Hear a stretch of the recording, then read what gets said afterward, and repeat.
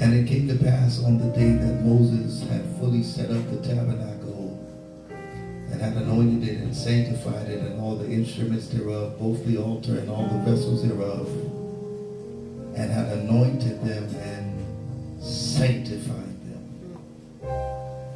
that the princes or the rulers of Israel, heads of the houses of their fathers, who were the princes of the tribes and were over them that were numbered, offered.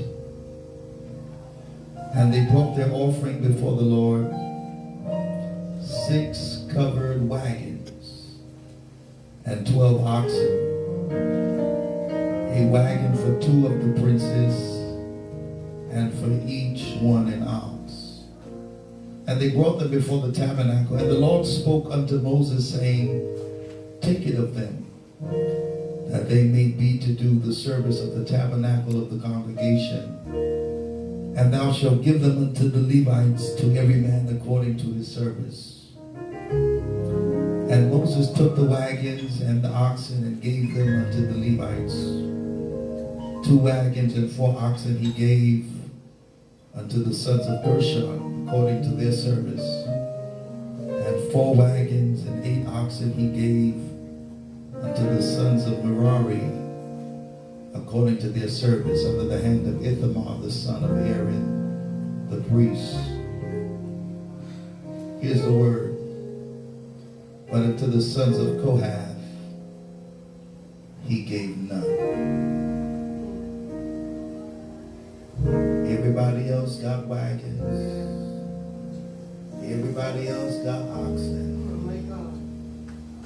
But the Kohathites got nothing at all. Why?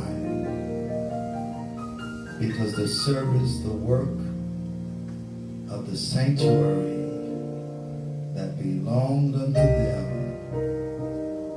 was that they should bear upon their shoulders. Is not my word like as a fire, says the Lord, and like a hammer that breaks the rock in pieces. The grass withers, the flower fades, but the word of our God shall stand forever. Speak to us, Lord. What you're saying needs to be heard. It needs to be received. We come against the birds and the wicked ones who would try to eat of the seed, and for the thorns that would choke it. I declare that this seed shall take root in the lives of your people. In Jesus' name we ask all these things. Everybody say amen. You may be seated. Thank you so much for standing.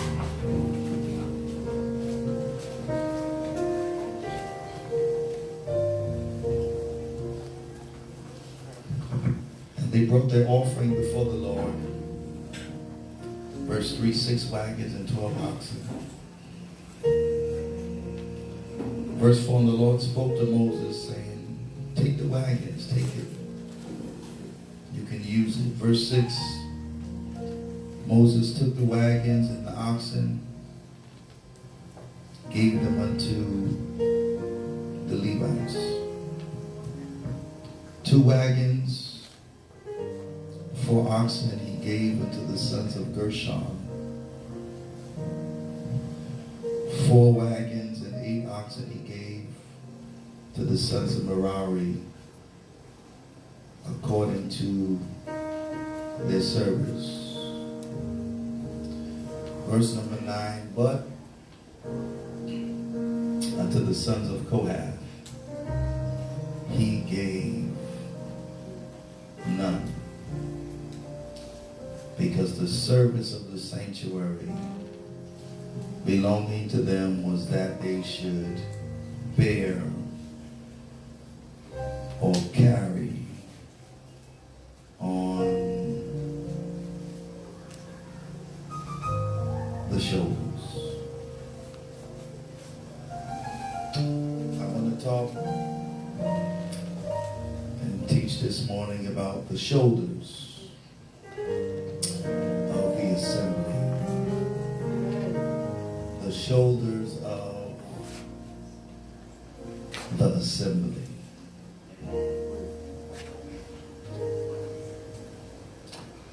The Hebrew word for shoulders is kathef. And it only occurs twice in the book of Numbers. Numbers chapter 34, verse 11. It speaks of the shoulder or the side of the sea of Shinareth. Sea has a shoulder. But in Numbers chapter 7 and verse 9, it speaks of the shoulders of the Kohathites. Everybody say Kohathites. The Kohathites were the descendants of Kohath. Kohath being the son of Levi.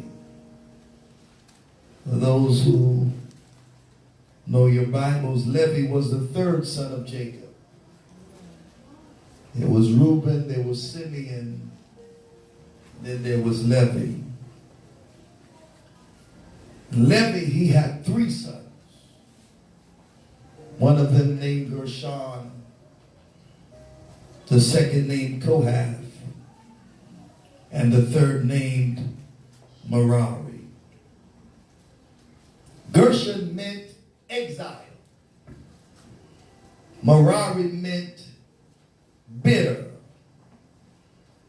But the name Kohath means assembly. Assembly. Therefore, the shoulders of Kohath literally means the shoulders of assembly. An assembly is a congregation. It is a gathering of saints. Amen. It is the people of God. Book of Numbers chapter number 3. In verse 28, Numbers chapter 3, and the verse 28, it talks about the Kohathites there. And it tells us that the Kohathites were responsible for the care of the sanctuary. It was their responsibility to take care of everything in the house of God. I believe we need more Kohathites that care about the things of the house of God. Chapter 3, verse 31. They were responsible for the care of the ark, the table, the lampstand, the altars, the articles of the sanctuary that were used in ministering, the curtain and everything related to their use. Numbers chapter 4, verse 4 says, this is the work of the Kohathites at the tent of meeting, the care of the most holy things. It was their responsibility to make sure that the holy things remained holy. Are you listening to the word? Amen, amen. Everyone in this room, you have a responsibility to make sure that holiness remains in the house of God. Yes, yes. Somebody say thank you, Jesus. Thank you, Jesus. Numbers chapter 4, verse number 15. There's information there that we should take note of.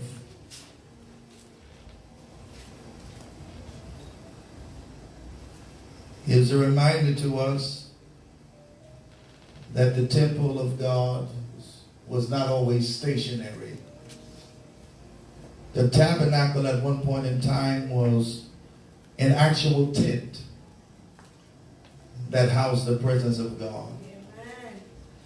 The tabernacle at one time was mobile, meaning that it had to move. It was not to stay in one specific place. When God wanted his people to move, they had to take down the entire tabernacle and move it. It was set up here. God wanted to stay here for 2 weeks. It would stay there for 2 weeks. They would actually construct the entire tabernacle. But when it was time to move again, they'd have to break the whole thing down and carry it to the next location. There's powerful revelations. Although the tabernacle became the temple, which was stationary, within the realm of the spirit, the temple is still supposed to be moving. Amen. Because today we are the tabernacle. Today we are the temple. Today the presence of God lives in us. And so wherever we go, we should be carrying the presence of God. Yes, Lord. Amen. Numbers chapter 4 verse 15. After Aaron and his sons had finished covering the holy furnishings and all the holy articles, and when the camp is ready to move, only then are the Kohathites to come and to do the carrying. The rest of the Levites could break the things down. They could break down the table, and they could wrap up the utensils. But when it came to carrying the sanctuary, yes, Lord, the Kohathites had to do the carrying. Speak, Lord. And it's a little bit early for this, but I hear the Spirit say, let it out now, that you have to do the carrying. Yes, yes. I'm coming back. Yes. Said they to do the carrying, but they must not touch the holy things or they will die. The Kohathites are to carry those things that are in the tent of meeting. By the time we get to Numbers chapter 7, I'm glad you're paying attention, Moses has finished setting up the tabernacle. And on the day Moses set up the tabernacle, he takes olive oil and he anoints it. Some of you haven't been here from the very beginning, but this entire place has been anointed. He anointed it and sanctified it and consecrated it as holy. Yes, Lord. Hallelujah. Yes, Lord. Thank you, Lord. These walls are holy walls. Yes, Lord. Yes. Yes.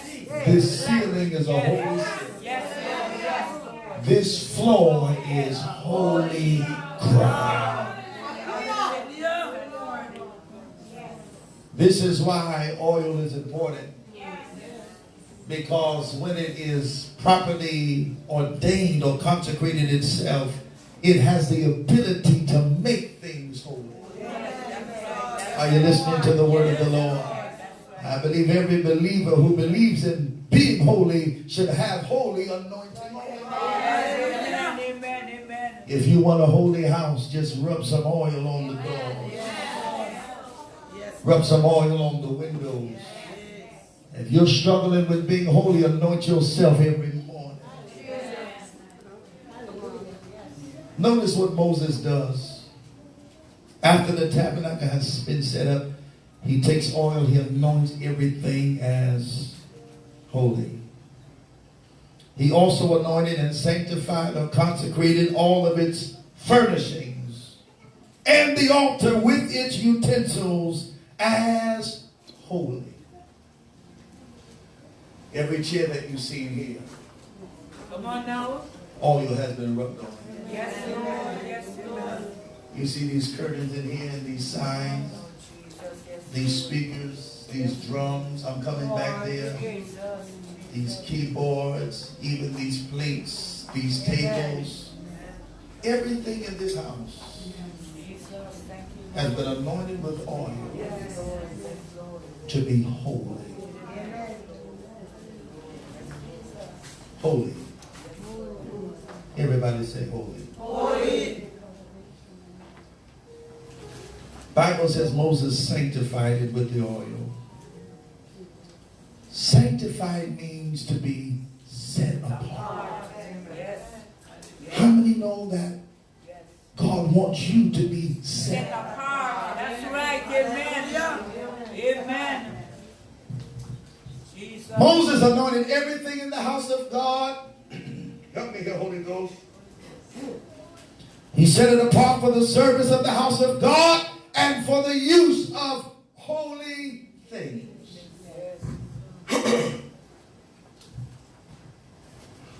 God has blessed this church. We got guitars. Thank you, Jesus. We got drums. Yes, Lord. We got keyboards, piano. We have a bass guitar here. Amen. Let me explain to you sanctification.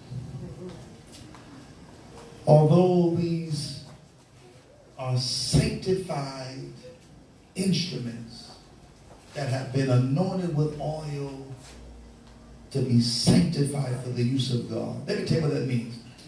It means that these sanctified instruments cannot be taken out of the church to be used for a worldly concert. Come on now, come on now. I'm showing you sanctification and set apart.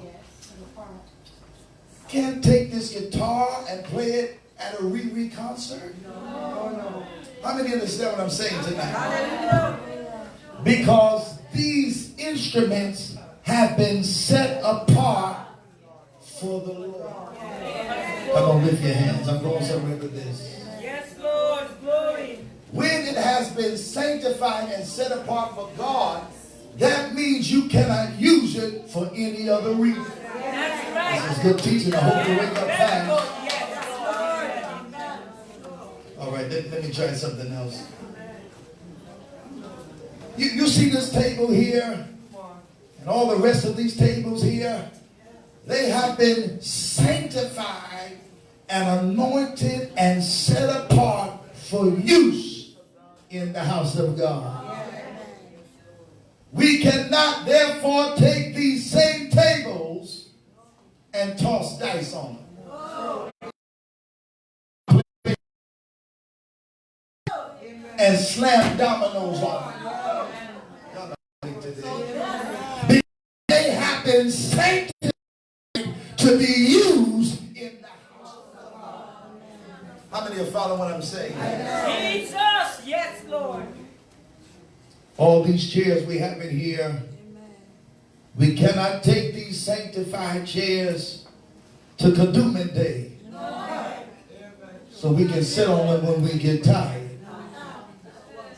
They have been sanctified for the house of God. Good word. Thank you, Jesus. Amen. I'm coming your way. Yes. The house of God and everything in it must be set apart for God's use, including you. That's right. That's right. Amen. Amen. I said everything in the house of God must be set apart. It must be consecrated for God's use, including you. Yes, that's right. Amen. God cannot use you Come on now. if you haven't been set. That's right. Amen. Come on. God cannot use you if you are not sanctified and consecrated. Yes, amen. Amen. Here's the problem. A lot of people started this year on consecrations. That's a whole nother subject. 30-day consecration. 30-day consecration. Here's the problem. You have to be consecrated more than 30 days. Look how quiet it is. Yes, amen. So you need to... Jesus. Lost the whole church now. Yes, Lord. Yes, Lord. Yes, Lord. Yes, Lord. Yes, Lord. God don't want you consecrating for 40 days or 21 days or 30 days. God wants you consecrated every day. Every day you have to set yourself apart. I need you to lift your hands and pray this prayer with me. Say, Lord, set me apart. Come on, say it again. Say, Lord, set me apart. Offerings. This blessed me. I promise it blessed me. Notice that the leaders gave offerings. Come on now. Come on now. Amen. Amen. Amen. Amen. Amen. I do. Jesus. Yes, Lord. The leaders gave offerings. Yes. Notice, the leaders gave offerings. Yes. In 2020, can I expose this? Come on now. Speak it. Leaders will ask you to give, but won't even give themselves. Will ask everybody in the congregation, give me a $2,000 seed. Come on now. But won't even put $2 in the offering themselves. Come on now. Good word. God is showing me that 100 people in here need to sow $1,000.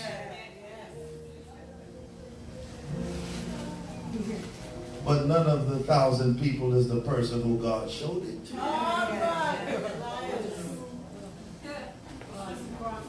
I love this. Now that the house of God is finished, the leaders were the first to come. Are you listening? And bring their offering. Here's what they brought. The leaders, there was 12 of them, one for each tribe.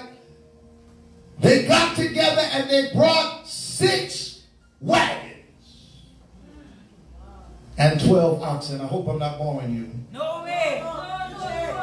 6 wagons and 12 oxen. There was an ox from each leader. Jesus. Each leader brought an ox, but there was 1 wagon for every 2 leaders. This is powerful. And they presented these gifts to the Lord right in front of the tabernacle. Again, each leader presented an ox. 12 leaders, 12 oxen. But they paired themselves up and presented a wagon. Here's Revelation.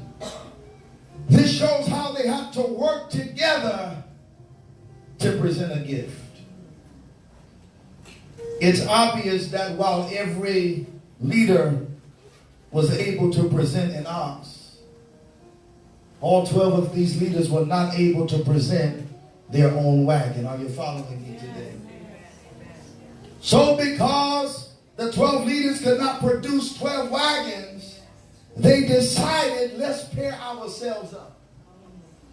And if we can't get 12 wagons for the house of God, we'll at least get 6. God, I pray this blesses somebody here. They came together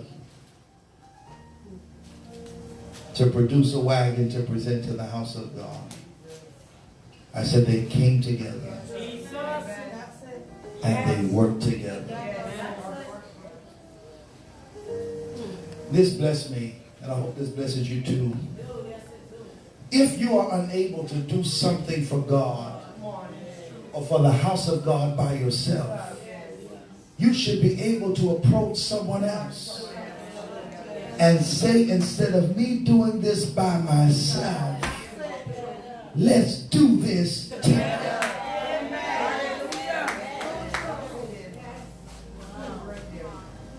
Somebody say amen. If it comes in somebody's heart, somebody's mind, somebody's spirit, I want to donate carpet to the house of God to help beautify God's house. And they say, I can't afford to do the whole thing myself. Come on now. They should be able to approach somebody else in the same church. I'm teaching good. I'm teaching good. And say, if I put half of the carpet, can you put the other half? Amen. Word. 12 wagons would have been expensive. We can't afford to do 12 wagons, but let's join them together. And if we can't get 12 for the house of God, we'll get 6. How many follow what I'm saying? Come to somebody's spirit. I want to donate a tenth to the house of God, so we can do more outreach ministry. They should be able to come to somebody else and say, can we go half on it? So the burden wouldn't just be on one. How many understand what I'm saying? Thank you, sis. I hear you. Jesus. But many times, here comes the truth. People don't even ask for help. Because many times they know they will be rejected. Can I tell you why? Because people, even in here, don't know how to work.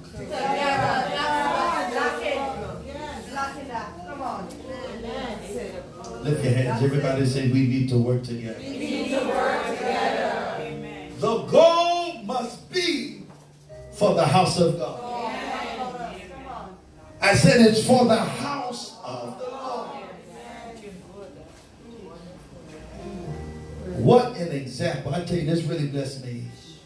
What an example of how leadership work together.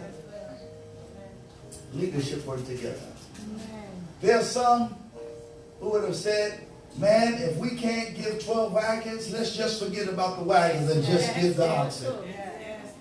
I'm teaching real good here. Y'all falling asleep though. There's some people that said, well, let the church be happy with the oxen. We gave them 12 of those. But they refused to take no for an answer. Said, if we're going to give them oxen, we're going to give them some wagons too. And it was 12 of them leaders, but 2 got together and said, this wagon is from us. Another 2 got together. Say, God, this wagon is from us. See, because it's not always about one individual That's right. Yes. or one person. Teamwork. Teamwork will make the dream work. Come on, lift your hand. I'm rhyming, I ain't even trying. I must be a poet and I didn't even know it. Lift your hands and say, teamwork will make the dream work.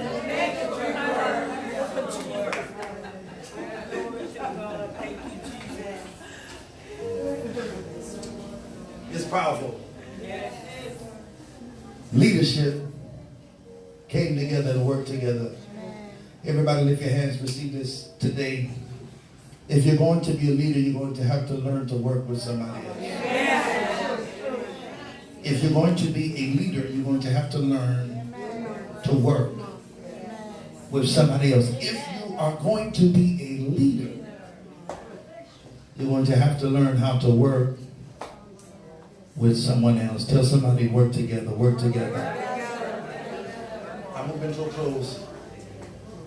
All right, so now, downstairs, right downstairs, got 12 oxen in front of the church. Got 12 oxen downstairs and 6 large wagons in front of the house of God. And here's Moses' mind. What am I supposed to do with this? He doesn't know. But it's a gift from the leaders of the tribes to the house of God. And it comes, but Moses doesn't even know what to do with it. So you know what happens? God has to talk to Moses. God speaks to him and he says to him, let me find the verse. God says to him in verse number 4, and verse number 5, God tells Moses, Yah says, Moses, take it from them. Let me contemporize that. God tells Moses, receive their gifts. Receive their gifts. Here's the God's direction. And he tells Moses, use those oxen and wagons for transporting the tabernacle. May not look like it now, but we can use these things for the tabernacle. And then God tells Moses, distribute them among the Levites according to the work that they have to do. God says, receive the gifts. Lift your hands if you're looking for something to come. Here's a gift coming. God said, don't be nervous. Witchcraft can work on you. They cannot curse who God has blessed. God's going to use your enemies to buy you presents. God's going to use your enemies to bless you. God says when the gift comes, I know some of y'all going to be disobedient. Not me. God says, receive the gift. Lift your hands again. I got to make sure you get the word. God has used people to give you gifts in the past, but you have not received it. And I hear the Lord telling me about you. He says you have rejected what I have used people to bless you with. Receive the gift. You may say, I don't even need this. God said, take it for now. This can't fit in my house, in my room. It don't match what I got going on in the paint in the living room. God said, take it away. God may have you use it to bless somebody else. You know God will bless you to be a blessing. You know God will allow someone to give you something just so you can give it to somebody else. Moses don't know what to do with these oxen. You know, they can't be coming in the house of God. They smell bad. They can hardly fit. They cannot even fit in the Holy Place. They can't be in the house of God. But God says to Moses, take them anyway. Do not turn them back with the gifts that they have brought. I believe and I prophesy because I hear the Lord, even on this house, there shall be a season of great gifts. Not only for the house of God, but for the people of God. There shall be a season. Everybody say that. Say, this is my season for gifts.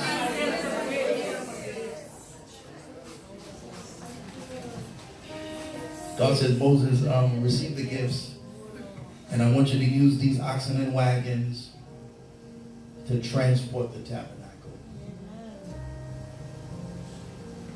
These 12 oxen and these 6 wagons, they can be used to get the tabernacle from point A to point B. It's a strange gift, but we can get us from here to there. This is powerful. God sees ahead. And God says, I understand that my presence at times will have to move. I said the presence of God at times moves. Yes, yes. This is why you got to learn how to move with the presence of God.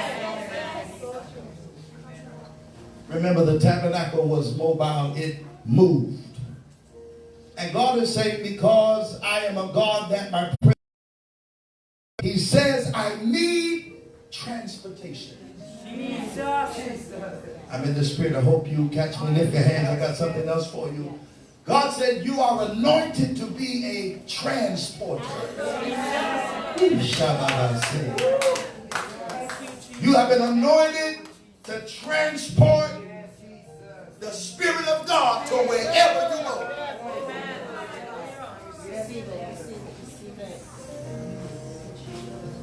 So Moses, he took the wagons, I'm closing, and he took the oxen, and he presented them to the Levites. That's what God told him to do. He said, take them, give them to the Levites. Moses take the wagons and oxen, and he presents them to the Levites. Now Levi had 3 sons. These 6 wagons and these 12 oxen were supposed to be divided 3 different ways. Follow me, I'm closing. Some of us were good in math. That would mean that each of the 3 tribes were to get 2 wagons. And each of the 3 tribes were supposed to get 4 oxen. But watch Moses, watch Moses. He gives 2 wagons and 4 oxen to the Gershonite tribe for their work. Then he takes 4 wagons. 2 and 4 is 6. That means there's no wagons left. He takes 4 wagons and 8 oxen. 8 and 4 is 12. That's all the oxen. And he gives them to the Merarite division for their work. Here's the word. But he gave none of the wagons and none of the oxen to the Kohathites. And here's the reason why. They were required to carry the sacred objects of the tabernacle on their shoulders. Amen.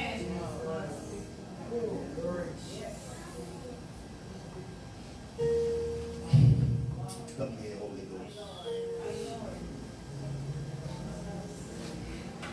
Kohath. That's some of you here. No wagons. No oxen.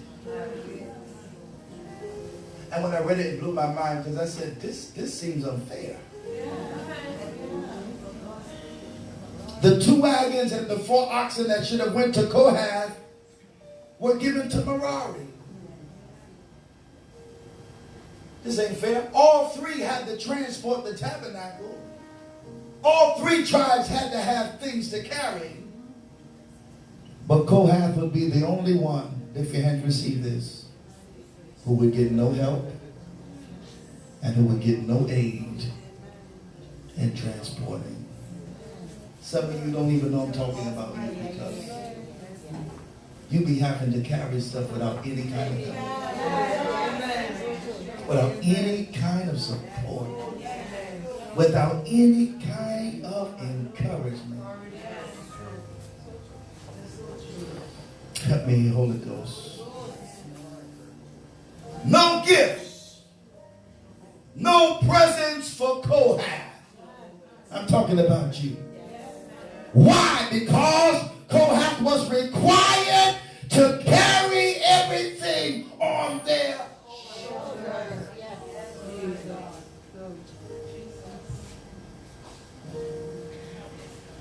So I'll ask you to stand in 2 minutes. God says, stop watching people in this season. You will not receive what they are receiving.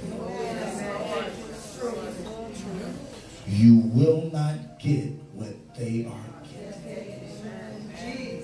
I said, stop watching people. How they carry what they carry will not be how you will carry what you carry. Stand, because y'all fall asleep. I really feel it. Lift your hands. This is a hard word, but this is from the Lord, I promise. God said you're not getting no wagons, and you're not getting any oxen. The rest are going to have oxen. The rest are going to have wagons. You can lower your hands. Well, you know what you're going to get? Nothing at all. You're going to have to carry this burden on your shoulder. Here's what God's saying to this house, to this church, to this assembly. God said this tabernacle, the one that you're standing on, He said, this tabernacle, this temple, this sanctuary that we come and worship and love God in, he says it must be carried on the shoulders of Kohath. God said this sanctuary must be carried on the shoulders of the assembly. That's you.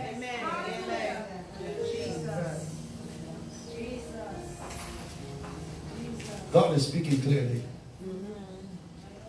He's saying to this house as a whole, you're going to have to take this church, pick it up, and carry it on your shoulders. God said palace of prayer must be carried on the shoulders of the assembly, on the shoulders of the people. Lift your hands now. God said, I have not. Says, don't compare this church to other churches. Hallelujah. There are churches that are bigger than this, that have parking lots. They have more programs than us. This blessed me, and I pray it bless you, but God said, I have not given this church wagons. He said, other churches I've given wagons to. He said, I have not given this church wagons. He says, I haven't given this church oxen. Hallelujah. God didn't give us any wagons. He didn't give us any oxen to pull the load. He gave us one another. God's gift to this church is you. God said no. He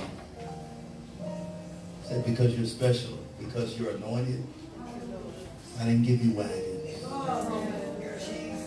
I didn't give you oxen. And it's true, we don't get government funding here.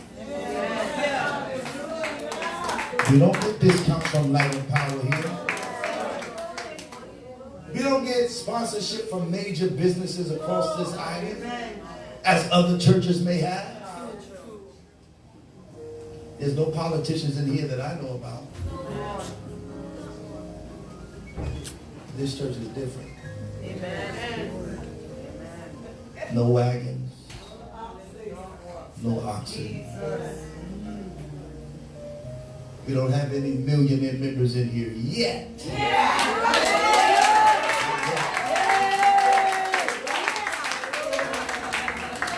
And here's what God is saying. Look at it.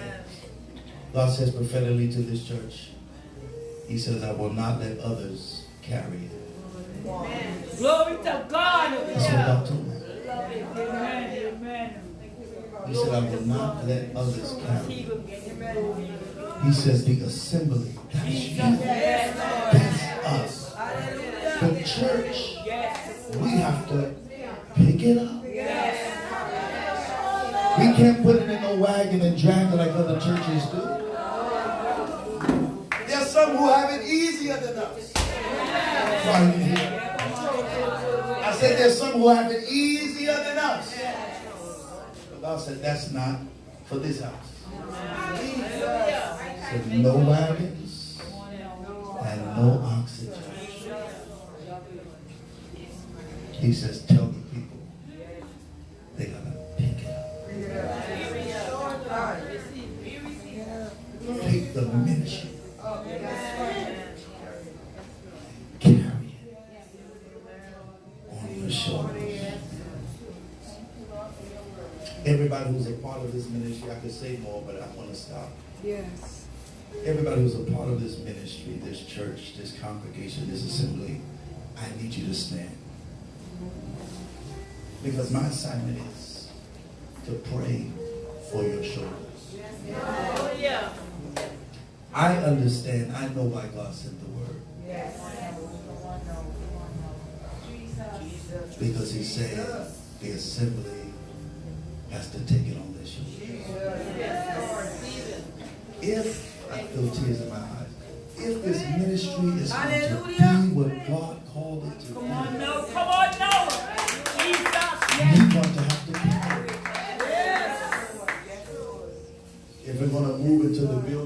God showed some of you already. Yes.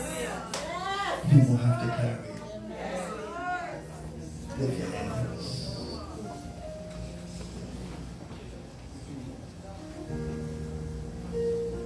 The only way that the presence of God was instructed to be carried was on the shoulders. Jesus. A man named Uzzah lost his life.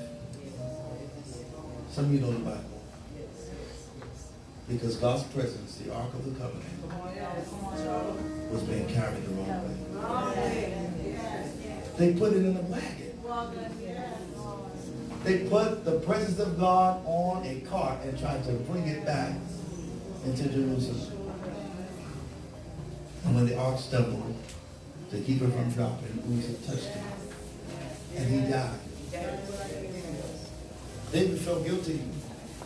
And he had to go back and do his research and question the Levites and figure out what was the problem. You know what the problem was? The ark was supposed to be carried. And then finally they got it right. They brought it in the right way. But God is saying to this house, I know this may not have been what you have come to hear. You may have wanted to jump and spin and run. But God says, for this house. God said, I have not given this house wagons. I have not given this house oxen. But I have given this people shoulders, Mother Grace, to carry this ministry. No wagons, no oxen. I have given them shoulders to carry the ministry. There's nothing this ministry needs that it should not have. Because God has given us the shoulders. I hear the Lord. Your shoulders are important to this ministry. And I hear God say the weight must be balanced. You have got to get involved. You have got to do more. You have got to bless the house. You have got to sow into the things of God. You got to support the events and the programs. Come on. Hey, hallelujah. Jesus. Jesus. We don't have all the bells and whistles others may have. We don't got no flashing blue lights and green lights unless they come from the Spirit.